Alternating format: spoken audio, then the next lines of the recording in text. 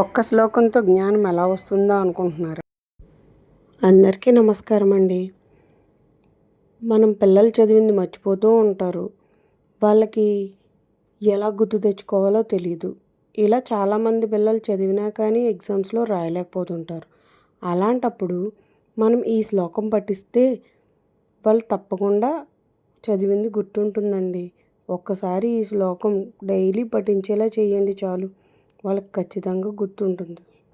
జ్ఞానానందమయం దేవం నిర్మలస్ఫటికాకృతిం ఆధారం సర్వవిద్యానాం హయగ్రీవముపాస్మహే.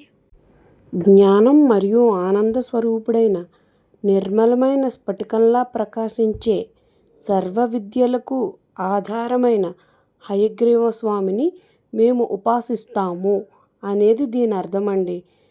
హయగ్రీవుడు జ్ఞానానికి అధిపతి.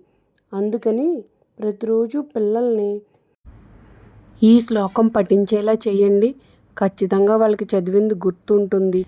హయగ్రీవ అవతారం ఎలా మొదలైందంటే, పూర్వం మధు, కైటభుడు అనే రాక్షసులు బ్రహ్మ దగ్గర వేదాలను దొంగిలించి సముద్రంలో దాచేశారంటండి.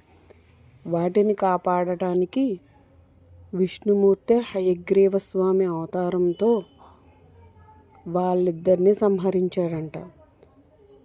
ఆ తర్వాత ఆ వేదాలను తిరిగి బ్రహ్మదేవుడికి ఇచ్చేశారట. అలా జ్ఞానాన్ని ప్రసాదించే వేదాలను రక్షించాడు కాబట్టే ఈయన జ్ఞానానికి అధిపతి అయ్యాడు. కాబట్టి ఇది పెద్దలు పిల్లలు ఎవరైనా ప్రతిరోజు చదివితే చదివిని గుర్తుంటాయండి. తప్పకుండా పాటించండి. సబ్స్క్రైబ్ చేయడం మర్చిపోకండి. Thank you.